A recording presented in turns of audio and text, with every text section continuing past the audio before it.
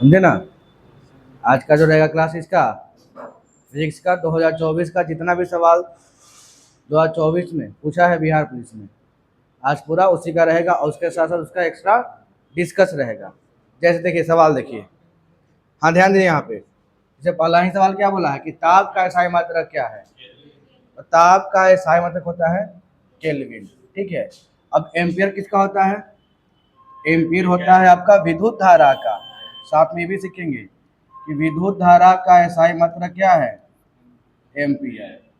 उसके अलावा देखिए जूल किसका है? जूल चार्ज का है। कार्य या ऊर्जा का, कार्य या ऊर्जा का एसआई मात्रक क्या है? जूल। वाट किसका है? विद्युत शक्ति का। वाट किसका है? विद्युत शक्ति का एसआई मात्रक। ठीक है। ऐसा याद रखना है कि ताप का तो एसआई मात्रक है ही केल्विन। ठीक है। अब यहाँ पर डिग्री सेल्सियस भी देख के कंफ्यूज करेगा, लेकिन ताप का एसआई मात्रक क्या होता है? केल्विन, सेल्सियस नहीं होता है, ध्यान देना है। और इसके अलावा क्या क्या था ऑप्शन में? एम्पियर। एम्पियर किसका है? विद्युत धारा का है। जूल किसका है? कार्य ऊर्जा का है। और वाट किसका है? विद्युत शक्ति का है। ये आपका अब ध्यान देना है। ठीक है।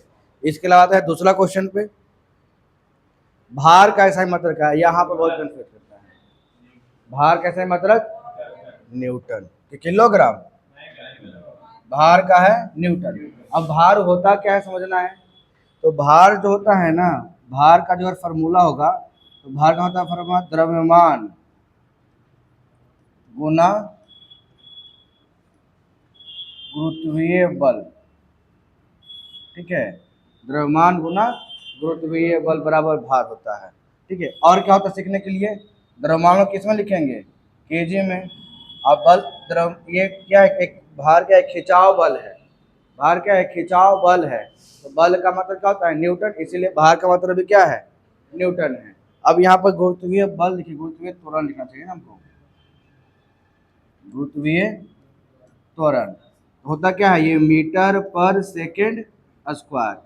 तो भार का जो पूछेगा तो केजी मीटर पर सेकेंड स्क्वायर, केजी मीटर पर सेकेंड स्क्वायर। अब रहा बात द्रव्यमान, क्योंकि देखिए यहाँ पर किलोग्राम भी है, किलोग्राम। तो किलोग्राम भी होता है यूनिट किसका होता है? द्रव्यमान का। देखिए ना द्रव्यमान का केजी। ठीक है।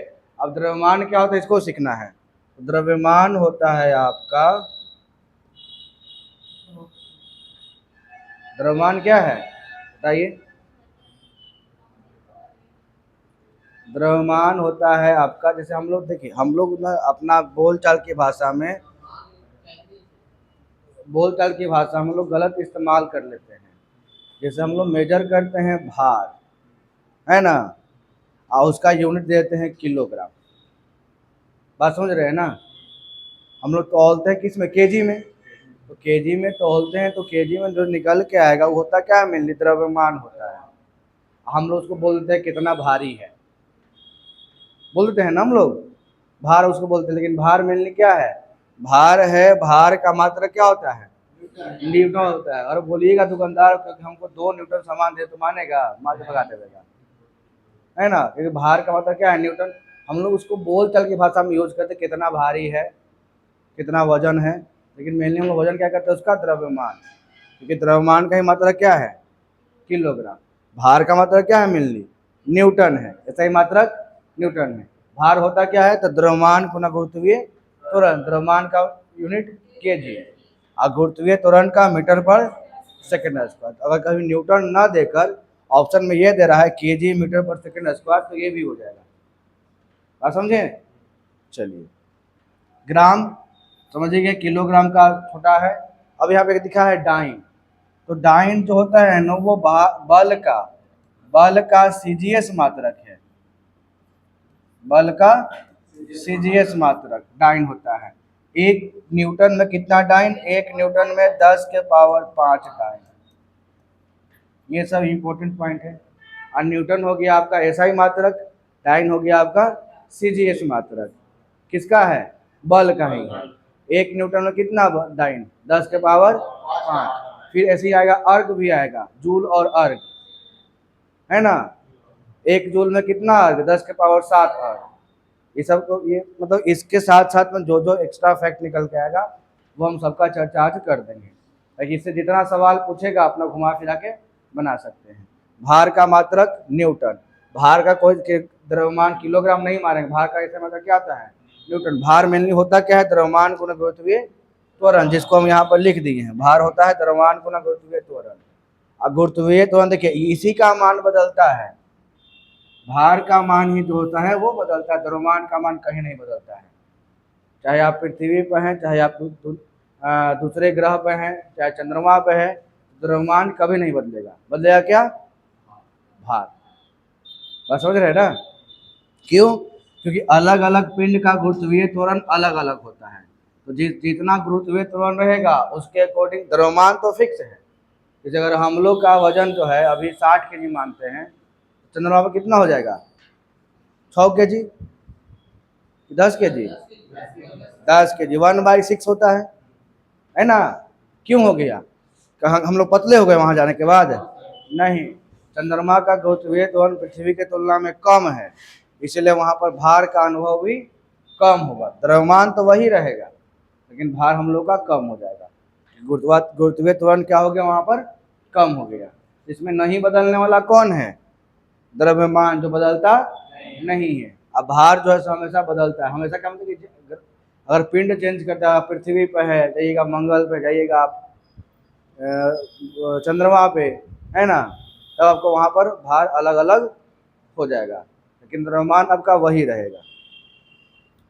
कोई दिक्कत यहाँ तक नहीं। चलिए आगे बढ़ते हैं। इसमें चुंबकीय क्षेत्र का ऐसा कौन सी राशि, देखिए अब चुंबकीय क्षेत्र की बात किया है तो सबसे पहले समझते कि चुंबकीय क्षेत्र होता क्या है। तो कोई भी जो चुंबक है, ये मानते हैं चुंबक नॉर्थ पोल और साउथ पोल, तो कोई भी जो चुंबक है अपने आसपास में एक खिंचाव बल उत्पन्न करता है ना। उस जो बनाता है अपना एरिया, क्षेत्रफल, उस क्षेत्र को क्या बोला गया, चुंबकीय क्षेत्र। जहाँ जो उसमें आने को कोई भी चुंबकीय पदार्थ को अपनी ओर वो खींच लेता है। तो इसमें कंडीशन है कि चुंबकीय क्षेत्र जो है उसका अपना दिशा होता है, क्या उसका अपना भी दिशा होता है। चुंबकीय क्षेत्र बाहर की बात करें, चुंबक के बाहर, तो चुंबक के बाहर जाता है नॉर्थ से साउथ, नॉर्थ से साउथ, ठीक है। चुंबक के बाहर ही काम करेगा कैसे, नॉर्थ से साउथ जाएगा, मतलब कि उत्तरी ध्रुव से दक्षिणी ध्रुव की ओर।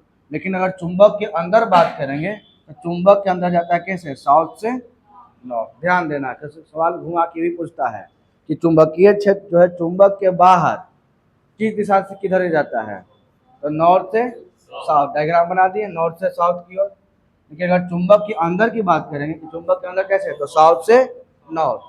आप बताइए कि अगर बात करते हैं हम सदिश राशि, यहाँ पर सदिश और देश, देखिए इसमें कूलाम तो होगा नहीं और किलोमीटर होगा नहीं, मेन मुद्दा पड़ गया सदिश का और अदिश का। अब लोग 10th क्लास में तो ज़्यादा नहीं, लेकिन 11th में 12th में पढ़े होंगे सदिश राशि और अदिश राशि। सदिश क्या होता है, जिसमें दिशा के साथ साथ परिमाण के साथ साथ परिमाण के साथ क्या हो, दिशा भी हो, डायरेक्शन, है ना। जिसमें डायरेक्शन हो और मैग्नीट्यूड हो क्या कहलाएगा, सदिश। और जिसमें सिर्फ परिमाण हो वो क्या कहलाएगा, और जिसमें दिशा नहीं हो। आप खुद बताइए कि इसमें तो कुछ में अपना पावर होता है खींचने का, और इसका दिशा भी है ना, नॉर्थ से साउथ का जाए बाहर बाहर, और अंदर में साउथ से नॉर्थ का। ये कौन सी राशि कहलाएगा, सदिश कहलाएगा। क्लियर हो गया। अगर अदिश रहता तो उसमें दिशा नहीं रहता, होता दिशा नहीं, तो जिसमें सिर्फ दिशा नहीं हो, सिर्फ परिमाण हो तो कहलाएगा अदिश, और जिसमें दिशा के परिमाण के साथ साथ दिशा भी हो कहलाएगा सदिश। तो चुंबकीय क्षेत्र में अपना दिशा है, ठीक है ना। चुंबक के बाहर में रहेगा तो नॉर्थ से साउथ, अंदर में साउथ से नॉर्थ, इसलिए कौन सी राशि कहलाएगा, सदिश राशि। क्लियर हो गया। चलिए आगे बढ़ते हैं। त्वरण की इकाई क्या है, अब भाव कि त्वरण क्या होता क्या है, ठीक है। इसमें पूछता है त्वरण और पूछता है वेग, यही दोनों का कंफ्यूज करता है। इंग्लिश में बोलते हैं त्वरण को बोलते हैं एक्सीलरेशन और वेग को बोलते हैं वेलोसिटी, ठीक है। तो त्वरण क्या होता है? तो वेग में परिवर्तन की दर, वेग में परिवर्तन की दर को क्या कहते हैं? त्वरण कहते हैं। क्या कहते हैं? त्वरण कहते हैं। और क्या बोला गया है? अब वेग क्या होता है बताएंगे वेग के बारे में कि वेग क्या हो जाएगा? सिंपल सी बात है, चाल में परिवर्तन की दर को, चाल में परिवर्तन की दर को क्या बोलेंगे? वेग बोलेंगे। अब यहीं से आप यूनिट निकाल सकते हैं कि इसका बोला कि इकाई क्या है। अब देखिए चाल होता क्या है सर? तो चाल होता है सर मीटर पर सेकेंड। चाल बराबर दूरी बटे समय, दूरी हो गया मीटर में और समय हो गया सेकेंड में। अब यहाँ बोला क्या है कि वेग क्या होता है? ये तो वेग हो गया। अब तो त्वरण क्या होता है? तो वेग में परिवर्तन की दर, ठीक है, क्योंकि मीटर पर सेकेंड तो है ही और इसका भी समय के साथ परिवर्तन हो रहा है, जो क्या बोलेंगे? मीटर पर सेकेंड स्क्वायर। यही आ गया। तो त्वरण की इकाई क्या होगा? देखिए मीटर पर सेकेंड स्क्वायर कहाँ है? ऑप्शन नंबर सी में। वह बात क्लियर है क्या जी? आप लोग वेग और त्वरण में अंतर समझें। वेग क्या है? तो चाल में परिवर्तन की दर को वेग बोलेंगे और त्वरण क्या है? वेग में परिवर्तन की दर को त्वरण बोलते हैं। इसी का त्वरण का होता है इंग्लिश एक्सीलरेशन और वेग का होता है वेलोसिटी। ठीक है, आप लोग पढ़े होंगे 10th या 12th क्लास में अच्छे से। आइए आगे बढ़ते इसमें। देखिए अब यहाँ पर लिखा है ना, डिफिनेशन पूछ दिया है कि किसी वस्तु के डैश के परिवर्तन की दर उसका त्वरण है। क्या बोलेंगे? वेग के परिवर्तन की दर। और ये सवाल भी 2024 का था, 11/8/2024 डेट के साथ है। और ये सवाल में बिहार पुलिस 18/8/2024 का था, है ना। जितना भी सवाल मिलेगा ना 2024 का मिलेगा इस बार। इसमें क्या आंसर हो जाएगा आपका? वेग में परिवर्तन की दर। अब कुछ बच्चे अगर मारते हैं संवेग या सॉरी संवेग बोले विस्थापन, तो विस्थापन में परिवर्तन की दर यही वेग का कहलाता है। क्या बोलता है? वेग कहलाता है। डिस्प्लेसमेंट बाय टाइम, विस्थापन या दूरी या चाल, चाल में परिवर्तन की दर को क्या बोलते हैं? आपका वेग बोलते हैं। बिठाएं इसको, आगे बढ़ते हैं। हाँ ये इंपॉर्टेंट पॉइंट है कि न्यूटन के गति के तीसरे नियम का उदाहरण। पर न्यूटन कितना गति दिया था? 3 है ना, 3 नियम। न्यूटन के पहला नियम को हम लोग बोलते हैं जड़त्व का नियम।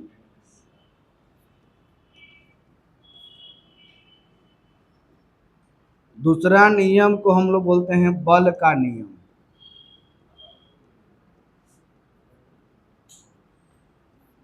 और तीसरा नियम को हम लोग बोलते हैं क्रिया प्रतिक्रिया का नियम। क्रिया प्रतिक्रिया का नियम, ठीक है। अब जड़त्व का नियम क्या है? तो आप पढ़े होंगे कि कोई भी वस्तु अगर विराम में है तो वो विराम में रहना चाहेगा, गति में है तो वह गति में रहना चाहेगा, जब तक कि उस पर कोई बाहरी बल काम ना करे, ठीक है। वो हो गया जड़त्व का नियम। जैसे एग्जाम्पल में दे दिया जाए तो अगर कोई आदमी गाड़ी पर बैठा हुआ है, गाड़ी अगर अचानक से ब्रेक लगाता है तो गाड़ी में जो सवार आदमी है वो आगे की ओर झुक जाते हैं, या अचानक से बढ़ना शुरू करता है तो पीछे की ओर झुक जाते हैं। ये सब किसका एग्जाम्पल है? जड़त्व के नियम, मतलब पहला नियम से। दूसरा नियम से आता है बल का नियम। इसे बल का नियम परिभाषित होता है फोर्स बराबर एफ एस एफ बराबर क्या होता है? बल बराबर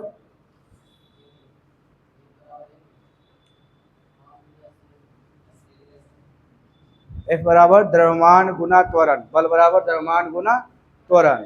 वो निकलता है किससे? दूसरा के नियम से। और तीसरा नियम क्या है? क्रिया प्रतिक्रिया के नियम। अब लोग पढ़े होंगे कि कोई भी क्रिया होता है उसके विपरीत बराबर प्रतिक्रिया होता है, उसको क्या बोलेंगे? न्यूटन का तीसरा नियम, ठीक है। इसी को क्या बोलते हैं?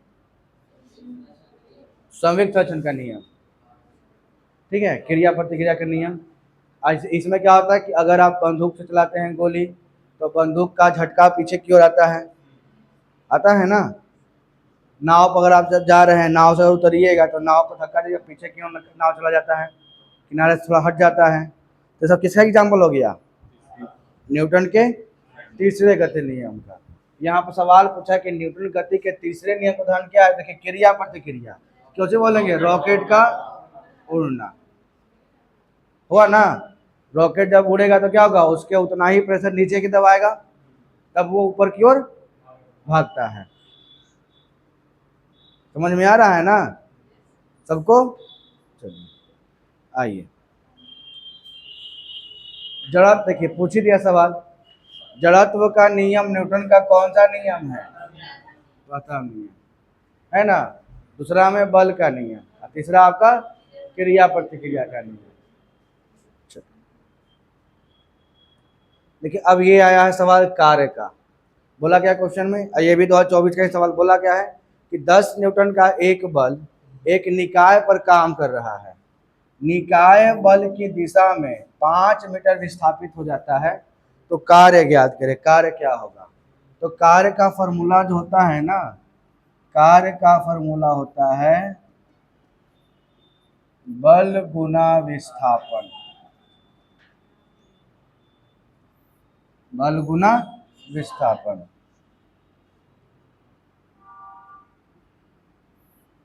बताइए कि कार्य, यहाँ पर बल का मतलब क्या है? न्यूटन दिया है, 10 न्यूटन ना, 10 न्यूटन दिया हुआ है।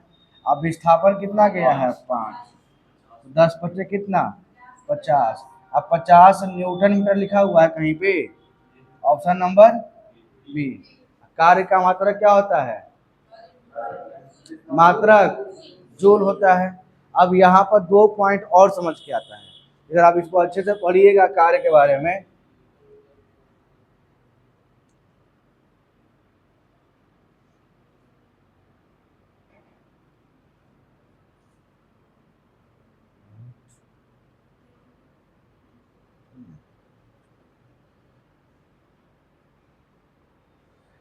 तो वर्क होता है एफ डी कॉस थीटा, है ना। यहाँ पर एफ क्या हो गया? फोर्स। डी हो गया आपका डिस्प्लेसमेंट।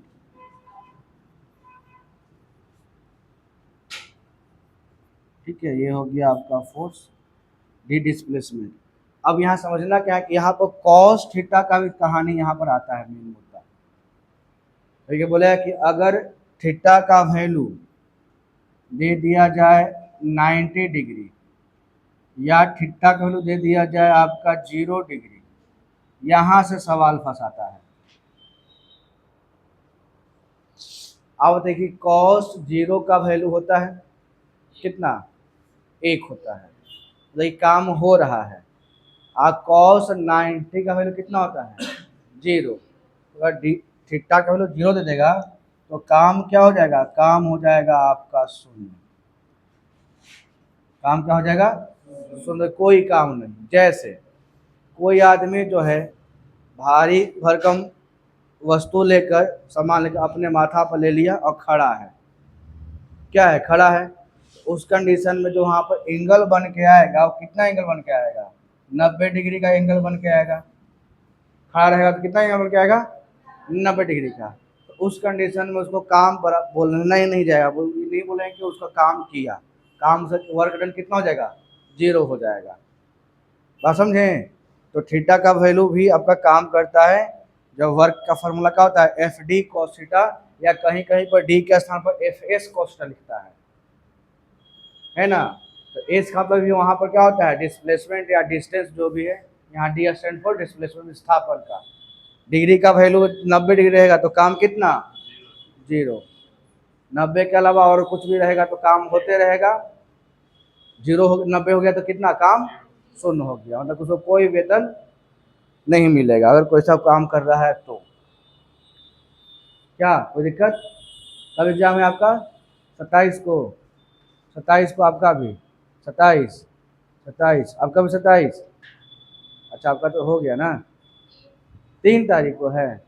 3 को है, इधर से 3 3 3 3, लड़का में सबका 3 का, लड़की में अधिकतर का 27 का।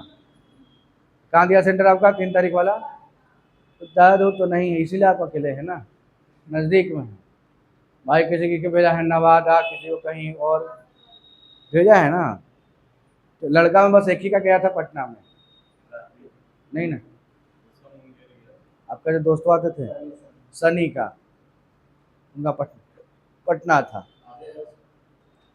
आज 23 है ना? आज है।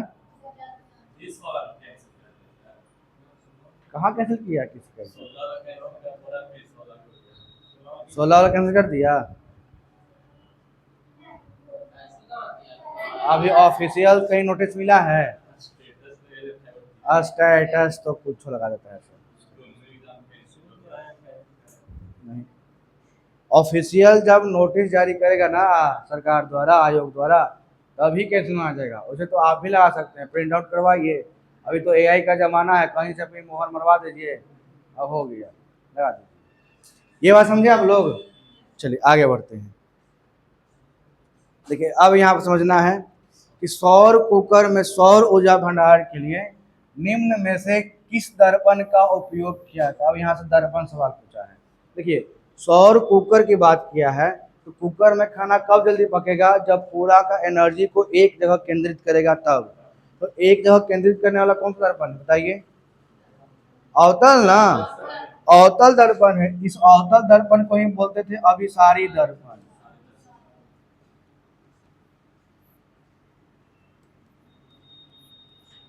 उत्तल दर्पण क्या बोलते थे? अपसारी दर्पण। ये दर्पण में है, लेकिन लेंस में ठीक इसका उल्टा हो जाता है। लेंस में उत्तल लेंस को बोलेंगे अभिसारी लेंस, और अवतल लेंस को बोलेंगे अपसारी लेंस। लेकिन दर्पण में उल्टा है। यहाँ पे अवतल दर्पण को बोलेंगे अभिसारी। अभिसारी का मतलब क्या होता है कि प्रकाश की किरणें को एक बिंदु पर आकर केंद्रित करना, ठीक है, उसको बोलेंगे अभिसारी। आप फैलाने को क्या बोलेंगे? अपसारी। यहाँ पर सौर कुकर है, कुकर समझ रहे हैं ना? सौर कुकर में तो सौर ऊर्जा का भंडार क्या करेगा? एक जगह पर बिंदु पर ज्यादा लगाएगा, तब ना ज्यादा ऊर्जा उसको मिलेगा। इसलिए कौन सा दर्पण यूज करेंगे? अवतल दर्पण, अभिसारी दर्पण, ठीक है। यहाँ तो ये सब का तो काम ही नहीं होता है, तुम ऐसे कैंसिल हो गया ऑप्शन के हिसाब से। और ये सवाल ही पूछा है कब? 11/8/2024 को। सारा क्वेश्चन आज 2024 का ही रहेगा, उसी से मिलता जुलता रहेगा। और जो जो पॉइंट आएगा आप लोग के लिए इंपॉर्टेंट, वो सब निपटाते चलेंगे। आगे आते हैं इसमें। एक संपीड़ित स्प्रिंग में होता ऊर्जा कौन सा ऊर्जा होगा? संपीड़ित मतलब कंप्रेस्ड स्प्रिंग है, कंप्रेस्ड है।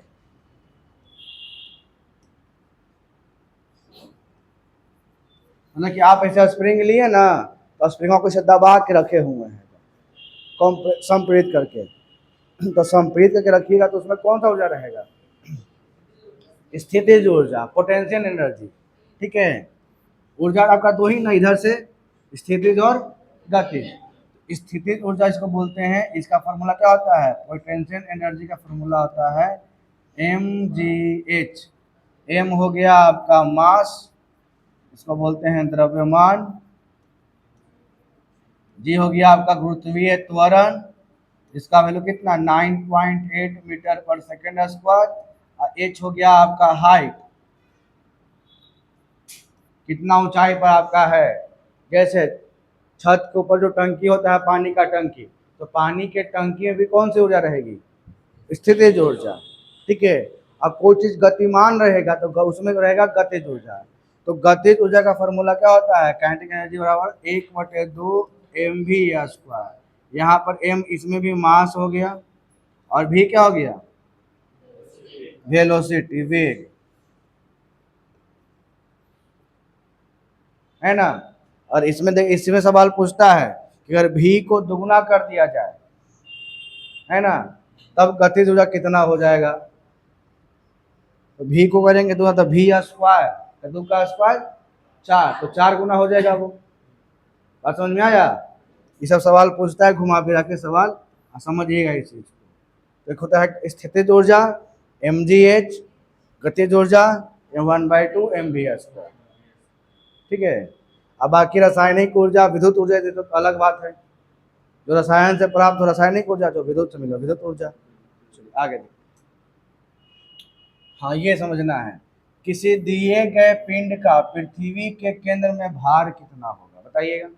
पृथ्वी के केंद्र में पूछा है, तो केंद्र में आपका ग्रेविटी नहीं ना होता है, और जब केंद्र में ग्रेविटी है ये नहीं तो भार कितना, शून्य हो जाएगा।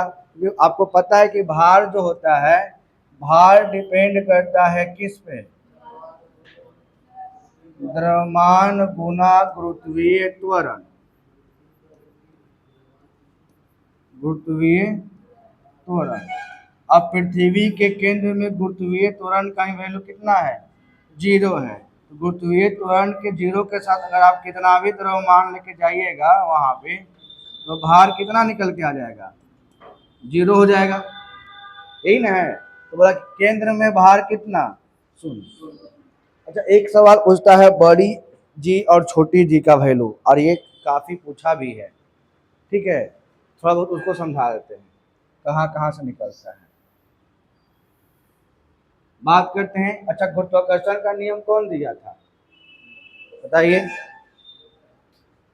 कौन, न्यूटन, ठीक है। समझिएगा, न्यूटन के गुरुत्वाकर्षण नियम, उन्होंने बोला क्या कि अगर दो पिंड है, दोनों पिंड का मान हम m1 m2 कर देते हैं, और इसके बीच में कुछ दूरी होगा जिसको हम लोग r से डिनोट करते हैं, है ना। तो बोले क्या कि जो फोर्स लगेगा F जो लगेगा वो m1 और m2 के गुणनफल के बराबर लगेगा, और क्या बोले, उनके बीच के दूरी का व्युत्क्रमानुपाती, वर्ग का व्युत्क्रमानुपाती लगेगा, ठीक है। जो दोनों के बीच में जो बल, गुरुत्वाकर्षण बल लगेगा, अप्लाइड फोर्स जो है, वो m1 और m2 के गुणनफल के बराबर लगेगा, समानुपाती, और उनके बीच के दूरी के वर्ग के व्युत्क्रमानुपाती लगेगा। अब यही दोनों के समीकरण को आप मिलाइएगा तो निकल के आएगा F बराबर आ जाएगा m1 m2 by r square, यही आएगा। F किसके बराबर हो जाएगा, m1 m2 by r square. और यहीं पर ये तो समानुपाती के रूप में है ना, तो समानुपाती हटाने के लिए ग्रेविटेशनल कांस्टेंट ले आता है, लिखते हैं F बराबर g m1 m2 by r square, जहाँ पर g क्या है, गुरुत्वीय नियतांक है, इसका वैल्यू बदलेगा नहीं। तो g का मान होता क्या है, तो g होता है 6.67 into 10 to power -11 newton metre square पर केजी स्क्वायर, ठीक है। याद कर लीजिए एकदम जबरदस्त तरीके से कि गुरुत्वीय नियतांक जो है, ये जो आपका गुरुत्वीय नियतांक है,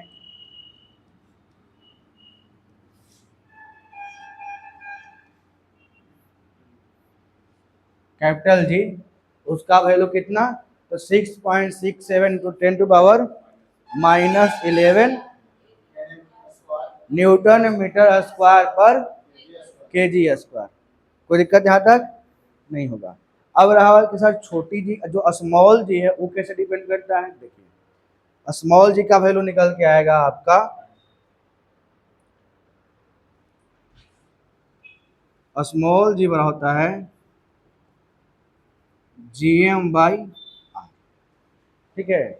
जहाँ पर g क्या है, गुरुत्वीय नियतांक है, m क्या है उस वस्तु का द्रव्यमान हो गया, और r क्या हो गया, उसका दूरी, यही ना बोलेंगे।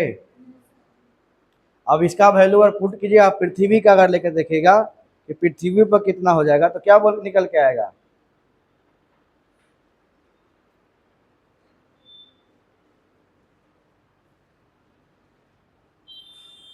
gm, और ये हो गया आपका, इसको गुरुत्वीय त्वरण बोलते हैं, गुरुत्वीय त्वरण।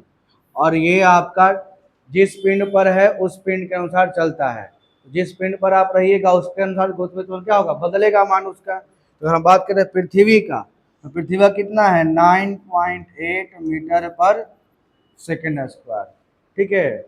छोटी जी का value gm by r square, जी क्या होगा, गुरुत्वीय नियतांक, कांस्टेंट, जिसका मान कितना है 6.67 to 10 to power minus 11 newton metre square पर केजी स्क्वायर। वैल्यू पुट करेंगे, जिस पिंड पर आप हैं उसका रेडियस का स्क्वायर करेंगे, कितना निकल के आएगा 9.8 मीटर पर सेकेंड स्क्वायर। अब यहाँ पर ये भी ध्यान देना है कि अगर जी का मान जो होता है ये पृथ्वी की ओर आने पर बढ़ता है, और पृथ्वी की ओर आ रहे हैं तो जी बढ़ेगा, और पृथ्वी से ऊपर की ओर जा रहे हैं तो जी का मान घटता है। बात समझे? जो शॉर्टकट में आपके जरूरत के कामों निकाल दे रहे हैं कि पृथ्वी की ओर आइएगा, जैसे जैसे आइएगा नजदीक वैसे जी का मान बढ़ेगा, और दूर जाने पर जी का मान घटेगा। कोई दिक्कत? अच्छा, ये लोग आप लोग लिख भी रहे हैं कि बस ऐसे ही लिख लीजिए कीजिएगा। इसी में एक सवाल पूछेगा आपका, पलायन वेग भी आता है ना? पलायन वेग का वैल्यू क्या होता है?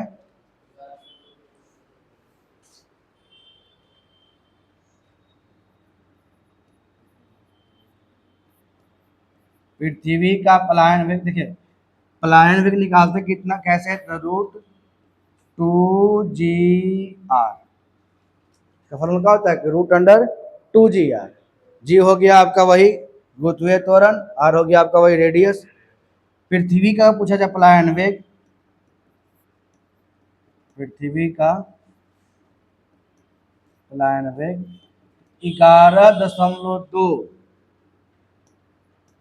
किलोमीटर पर सेकेंड, मतलब कि 1 सेकेंड में 11.2 किलोमीटर का स्पीड से अगर फेंकते हैं तो वो कहलाया क्या? पलायन वेग। पलायन वेग होता है कि वैसा वेग जिससे कोई भी वस्तु पृथ्वी के ऑर्बिट से, कक्ष से वो बाहर निकल जाए, बट पृथ्वी के गुरुत्वाकर्षण का जो कक्ष है उससे वो क्या हो जाए?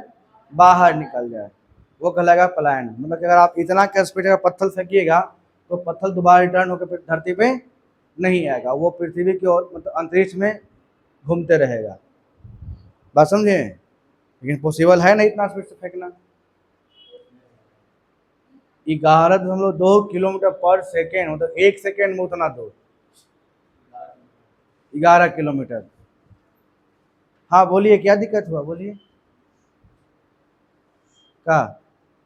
आधा पैसा ले लीजिएगा उनसे आप, क्योंकि आप ना बता रही हैं उनको, तो महीना का आधा पैसा ले लीजिएगा।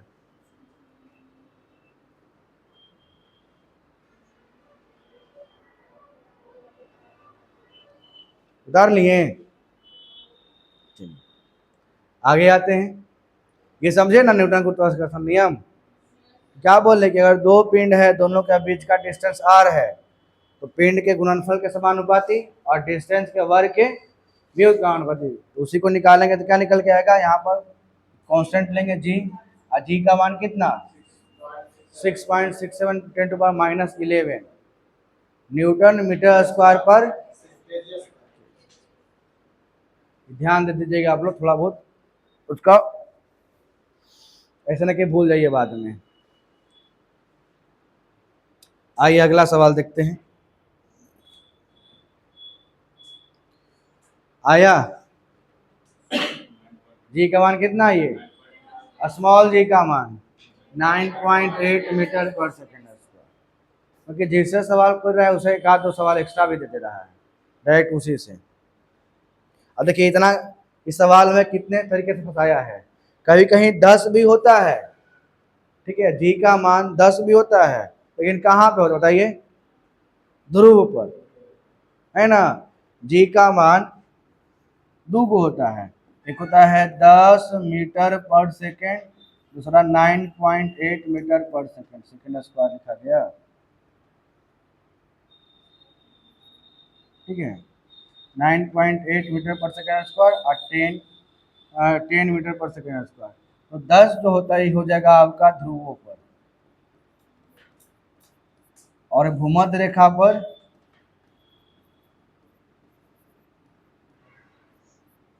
कितना 9.8 मीटर पर सेकेंड स्क्वायर, ठीक है। ध्रुवों पर 10 और भूमध्य रेखा पर कितना 9.8। अच्छा, भूमध्य रेखा को ही क्या बोलते हैं कहीं कहीं पर? विषुवत रेखाएं बोलते हैं, है ना। तो कंफ्यूज नहीं होइएगा, दोनों एक के हैं।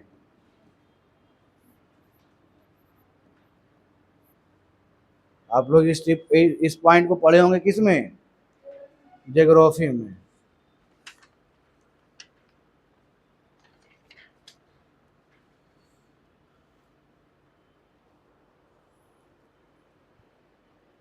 चलिए हो गया, आगे बढ़ते हैं। आइए ये सवाल देख लीजिए, और ये उत्प्लावन बल के बारे में समझाता है। ठीक है, ये क्या बोला गया है कि निम्नलिखित में से कौन सा कारक किसी दिए गए द्रव में वस्तु पर कार्यरत उत्प्लावन बल के परिमाण पर निर्भर करता है, परिमाण पर निर्भर करता है। ये सवाल 2024 का है। अब समझ उत्प्लावन बल होता क्या, वो समझिएगा।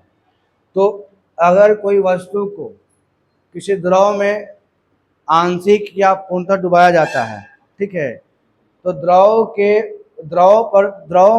के द्वारा भी गुरुत्वाकर्षण के विपरीत एक बल काम करता है, जिसको बोलते हैं उत्प्लावन बल। उसी कारण हम लोग को पानी के अंदर डूबी हुई वस्तु जो होती है वो हल्का महसूस होता है। अब देखिएगा कभी अगर पानी के अंदर डुबा रही है ना कोई बहुत बड़ा चट्टान, और उसको आप इजीली ऐसे हाथ में उठा सकते हैं, लेकिन वही चट्टान जो है बाहर हाथ में उठेगा नहीं। क्यों? क्योंकि आप वहाँ पर एक काम, आपका तो बल काम करवे किया, लेकिन आपके बल के फेवर में एक और बल काम किया, जिसका नाम है उत्प्लावन बल। और उत्प्लावन बल पहला ऐसा बल है जो गुरुत्वाकर्षण के विपरीत काम करता है। बात समझे? गुरुत्वाकर्षण बल क्या करता है, अपनी ओर खींचता है, लेकिन ये बोलता है कि नहीं खींचो नहीं, इसको ऊपर धक्का दो। बात समझे ना? तो क्या होता है, तो ये डिपेंड तो करता है, किस पर करेगा डिपेंड, तो तरल पदार्थ का घनत्व और उसमें डूबी हुई वस्तु का आयतन पे, कितना आयतन है और किस पदार्थ के ने डूबा हुआ है, उसका कितना कैसा घनत्व है, उस पर वो निर्भर करता है। बात समझे? उत्प्लावन बल क्या है कि द्रव द्वारा लगाया गया गुरुत्वाकर्षण के विपरीत एक बल है। बात समझे ना? उसको क्या बोलेंगे हम लोग, उत्प्लावन बल। घर पे जाइएगा तो ट्राई करके देख सकते हैं आप लोग। जैसे आप बाल्टी में तो पानी भरवे करते हैं, तो बाल्टिया में पानी भरें और उसमें मग डुबा दीजिएगा। मगवा डुबाइएगा ना तो मगवा पानी भरा रहेगा, तो पनिया के अंदर जब आप एकदम इतना ऐसे हल्का कीजिएगा तो एकदम उठ जाएगा, पानी के अंदर बाल्टी के अंदर में ही हल्के से उठ जाएगा। लेकिन जैसे ही पानी के बाहर मग आवेगा तो ऐसे उठाने पर नहीं उठेगा, भारी रहेगा। वो फील होता है ना, तो क्यों फील होता है ऐसा, क्योंकि पानी के अंदर जब तक था तो ग्रेविटी मतलब गुरुत्वाकर्षण के विपरीत में भी एक बल काम कर रहा था, जो हम लोग के फेवर में था। कौन सा बल? उत्प्लावन बल। बात समझे? चलिए हाँ बोलिए।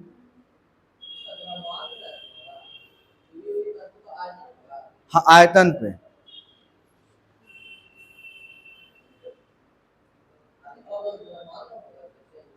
इसमें द्रव्यमान के ऑप्शन में दे रखा है तरल पदार्थ का घनत्व और उसमें डूबी हुई वस्तु का द्रव्यमान।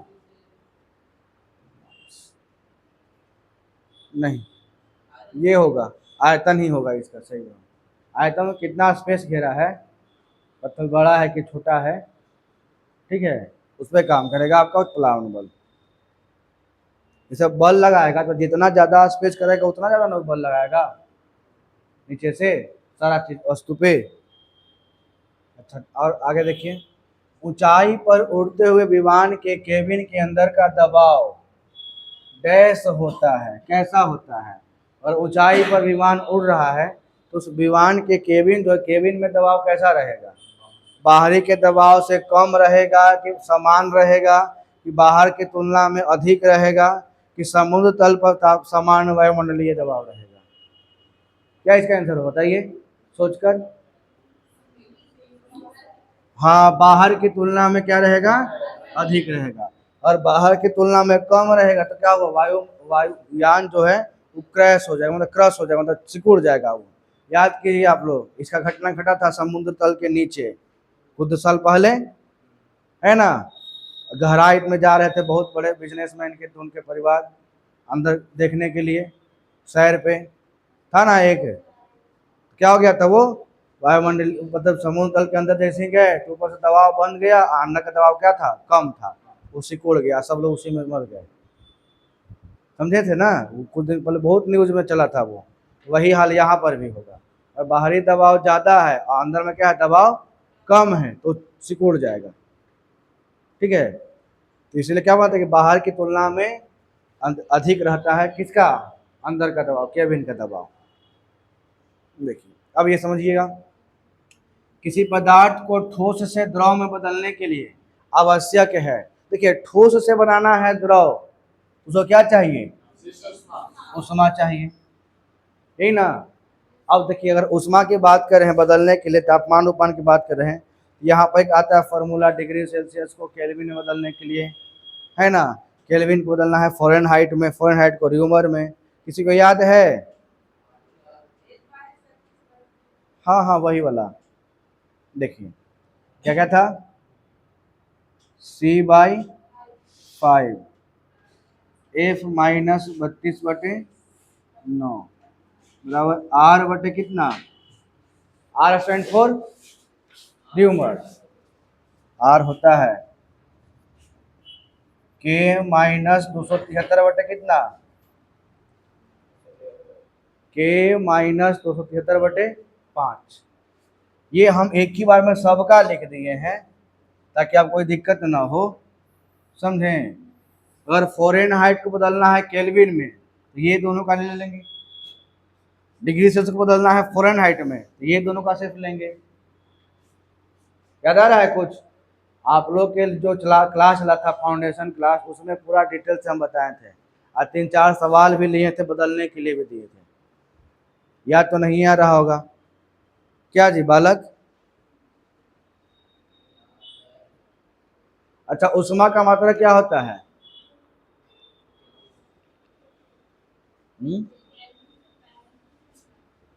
उष्मा का केल्विन, केल्विन होता है ताप का।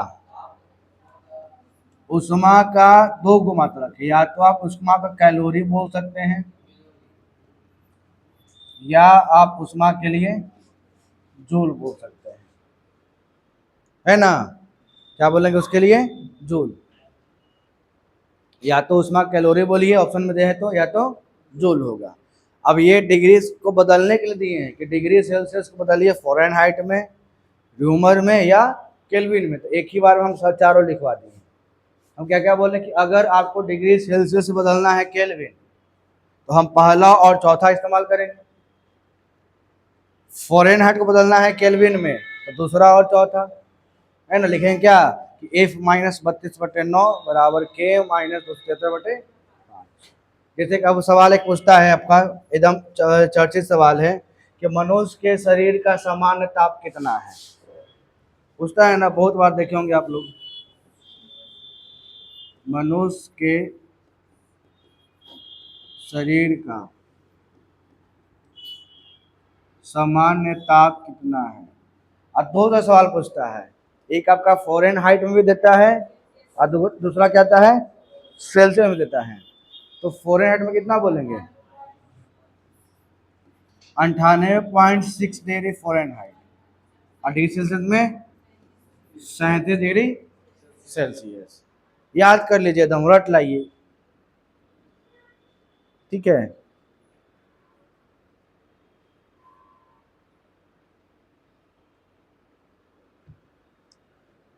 सामान्य ताप का, मानव शरीर का सामान्य ताप फ़ारेनहाइट में 98.6 और डिग्री सेल्सियस में 37 डिग्री।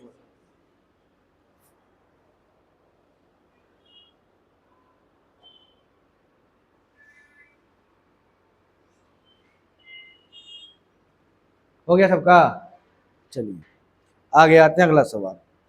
देखिए ये तो वही सवाल पूछ दिया ना, फिर से रिपीट हो गया। कोई वस्तु 1 मिनट में 120 चक्कर लगाता है तो इसकी आवृत्ति क्या है। अब आवृत्ति क्या होता है, फ्रीक्वेंसी बताइएगा, ठीक है। तो आवृत्ति होता है जो रिपीट करेगा, 120 चक्कर लगाया है, और 1 सेकेंड की बात करते हैं तो 1 मिनट में क्या सेकेंड, 60 सेकेंड। काटिएगा तो कितना निकल के आएगा, 2। कितना की आवृत्ति, 2 हो गया, ठीक है। आवृत्ति का मात्रा क्या होता है, आवृत्ति का जो मात्रक होता है वो होता है हर्ट्ज।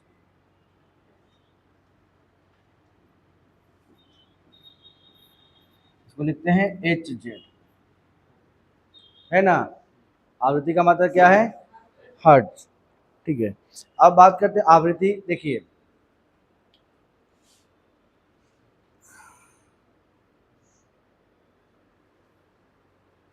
इसके बाद का सवाल कैसा है? अच्छा हाँ, इसमें आ गया। आवृत्ति का मात्रक क्या होता है? हर्ट्ज होता है। ठीक है, इसका आवृत्ति कैसे निकालेंगे? जितना चक्कर लगाएगा बटे सेकंड करेंगे। समय कुछ में भी दिया, लेकिन उसको किसमें बदल लेंगे? सेकंड में। उसे डिवाइड कर लेंगे, आपका आ जाएगा आवृत्ति। चलिए बात करते हैं अब यहाँ पर मनुष्यों के लिए ध्वनि की श्रव्य सीमा लगभग कितना है? देखिए अब श्रव्य सीमा होता है 3 प्रकार का, है ना। ये जो तरंग है वो उसका है, एक होता है अवश्रव, एक होता है श्रव,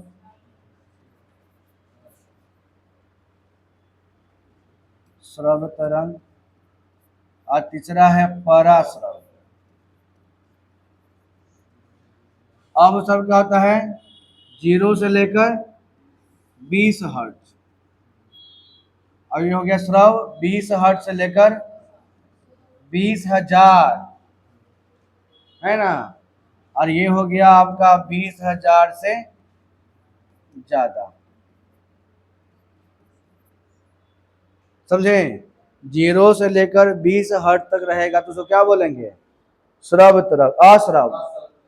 ठीक है, 20 से रहेगा अगर 20,000 तक तो क्या बोलेंगे? श्रव तरंग। और 20,000 से अगर ज्यादा है तो क्या बोलेंगे? पराश्रव तरंग। हम लोग के लिए श्रव तरंग, हम लोग इसी को सुनते हैं।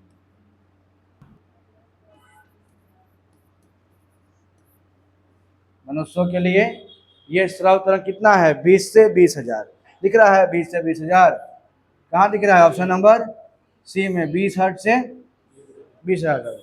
अब इसमें और भी आते हैं।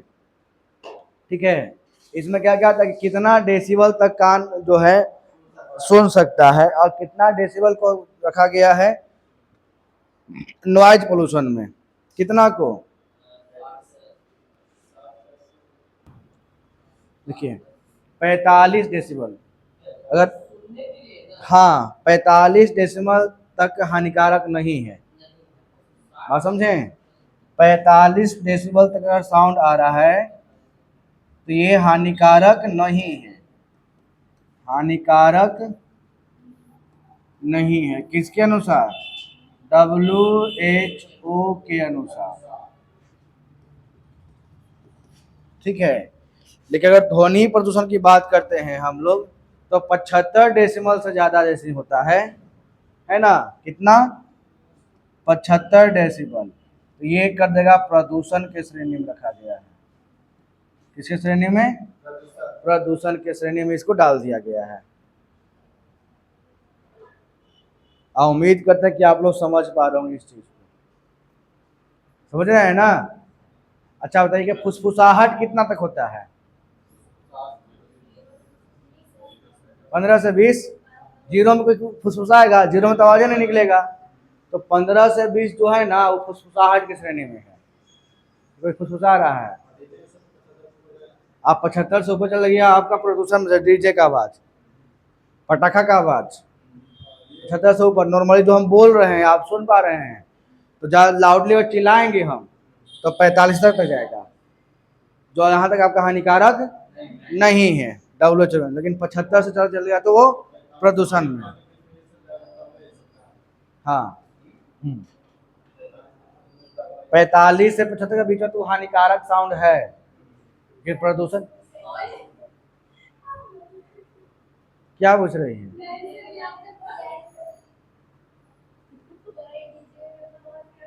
वो प्रदूषण में चल जाएगा। डीजे जो है प्रदूषण में आ जाएगा, वो 70 से ऊपर। ठीक है, चलिए अब देखिए इसमें क्या है ना सीन, कि जिसमें ये कम वाला है ना तरंग, इसकी लंबाई ज्यादा होगी, लंबाई जैसे ज्यादा होगा। और जो सबसे ज्यादा रहेगा उसका लंबाई क्या रहेगा? कम। जैसे इस पर भी सवाल पूछा था अभी, देखिए बोला क्या है कि निम्न में से किस ध्वनि तरंग में तरंग दैर्घ्य सर्वाधिक लंबी होगी? सबसे कम किसका है? 100 का, तो 100 इसका सबसे लंबा होगा तरंग दैर्घ्य। आया ना सवाल? अगर किसी लेंस की आवर्धन क्षमता -1 है तो वस्तु किस पे क्या होगी? याद कीजिए, -1 है आवर्धन। अच्छा, आवर्धन क्या होता है बताइए? आवर्धन क्या होता है? लेंस का आवर्धन V/U। याद यही होता है। आवर्धन क्या होता है? V/U। अब V किसको बोलते हैं?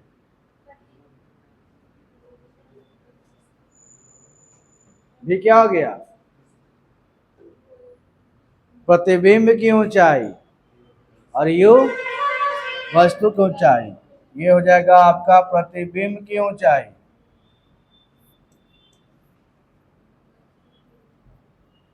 और ये हो जाएगा आपका वस्तु की, ठीक है, प्रतिबिंब की ऊंचाई और वस्तु की ऊंचाई। आवर्धन बराबर V/U, याद कर लीजिएगा। ठीक है। अगर आवर्धन पॉजिटिव है तो क्या कहलाएगा वो? सीधा और आभासी। अगर आवर्धन जो है पॉजिटिव का है, ये होगा सीधा और आभासी। अगर आवर्धन निगेटिव है तो क्या कहलाएगा? ये उल्टा और वास्तविक।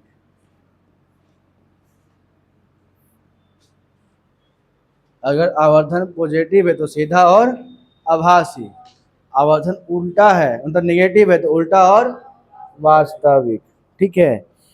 अब यहाँ पर -1 है मतलब कि निगेटिव है, तो उल्टा बनेगा और वास्तविक बनेगा। इसमें उल्टा और वास्तविक कहाँ बनता है बताइएगा? उल्टा इमेज और वास्तविक इमेज कहाँ बनेगा? जब वस्तु 2F पर रहेगा तब। है ना बात लॉजिकली समझने वाला? ठीक है। और वो किस में है? अगर किसी लेंस नहीं दिया है, क्या कोई दिक्कत?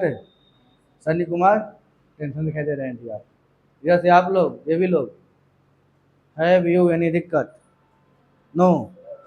चलिए, आधा इंग्लिश आधा हिंदी।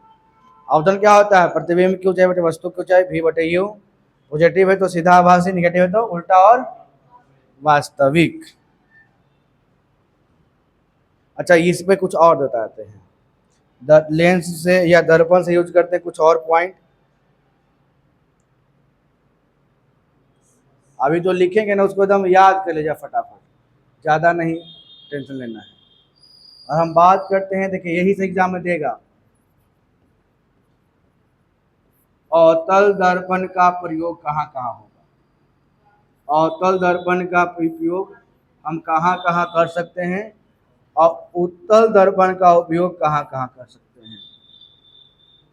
ठीक है। जैसे जैसे लिखेंगे ना हम सेम टू सेम वही पूछेगा। तो अवतल दर्पण का उपयोग कहाँ होता है? गाड़ी के हेडलाइट, है ना, गाड़ी के हेडलाइट, और किसमें बोलेंगे? दाढ़ी बनाने वाले दर्पण,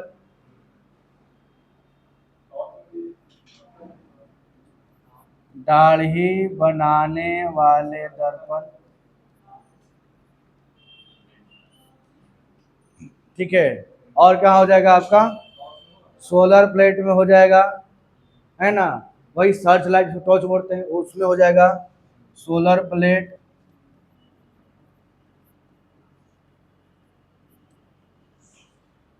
सर्च लाइट,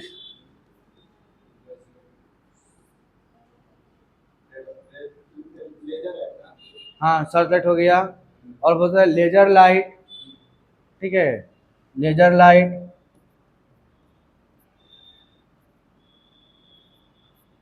या हो जाएगा, और हो सकता है आंख एवं दांत के डॉक्टर के पास। देखे ना दांत के डॉक्टर के पास, देखिए ऊपर लगा रहेगा वो, उसी में देखेगा। है ना। तो आँख एवं दांत के डॉक्टर के पास कौन सा दर्पण, अवतल, मतलब जो बड़ा इमेज दिखाएगा वही रहेगा अवतल, जहाँ पर इमेज क्या दिखे हमको, बड़ा दिखे। तो गाड़ी के हेडलाइट, दाढ़ी वाला दर्पण, solar plate, search light, laser light, आँख एवं दांत के डॉक्टर।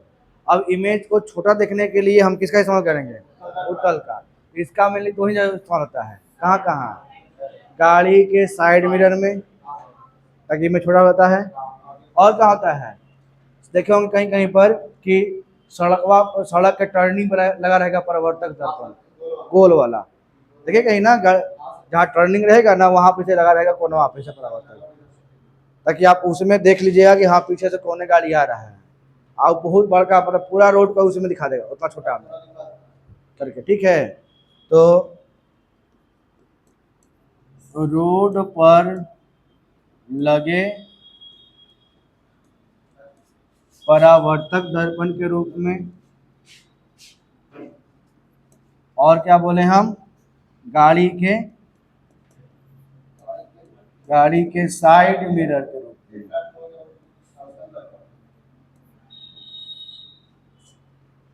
होता है ना साइड मिरर, उसका पूरा रोड उसी में कवर हो जाएगा, इतना छोटा दर्पण में छोटा कर दिया वस्तु को। यही है, इसी में से घुमा फिरा के सवाल अगर देना है तो उससे पूछेगा, गाड़ी के साइड मिरर में कौन सा दर्पण है ना, रोड पर लगे परावर्तक में कौन सा दर्पण, दाढ़ी बनाने दर्पण कौन सा होता है, सोलर प्लेट में कौन सा, लेजर लाइट, सर्च लाइट, ठीक है। ऐसे घुमा फिरा के देगा, इससे ज़्यादा नहीं देता है। तो लेंस, आपका लेंस यूज करते हैं ना किसी और चीज़ में, वो इमेज थोड़ी दिखाता है लेंस। हो गया, चलिए एक और सवाल इसमें बचा हुआ, देखिए, प्रकाश की एक पुंज की द्रव में तैरते कणों से टकराव के कारण होने वाले प्रकीर्णन से उत्पन्न चमक की प्रक्रिया को क्या कहते हैं, कौन सा प्रभाव, टिंडल प्रभाव, है ना। आप देखे होंगे कि हवा में मौजूद धूल कण है जो हमारे नग्न आंखों से दिखती नहीं है, लेकिन जैसे ही उस पर प्रकाश पड़ता है तो वो चमकता है। जैसे आप कभी कभी देखे होंगे, और कहीं खपड़ा का मकान है या करकट का मकान, अगर उसमें छेद है और रूम अंधेरा है ना, तो लगा एकदम एकदम लाइट एकदम आया डायरेक्ट रोशनी जैसा, है ना, तो जो दिखता है चमकते हुए वही टिंडल प्रभाव है। देखा कि एकदम रड जैसा चमक रहा है, तो क्या चमक रहा है, तो प्रकाश उस पर पड़ा ना कण पे, तो फैल गया, अब फैल गया तो वही दिखता है एकदम किनारे किनारे उस पे, उस क्या बोलेंगे, टिंडल प्रभाव बोलेंगे। जहाँ जहाँ प्रकाश गुजरेगा वहाँ एकदम रड जैसा दिखेगा। बात समझ में आया। चलिए, तो ये आपका हो गया पूरा का पूरा 2024 का जितना भी फिजिक्स का सवाल था वो सब करवा दिए। बात समझें। अब कल के डेट में करवाएंगे क्या, केमिस्ट्री कि 2024 में जितना भी केमिस्ट्री पूछ ले होगा एग्जाम में बिहार पुलिस में, वो सारा केमिस्ट्री करवा देंगे, ठीक है। चलिए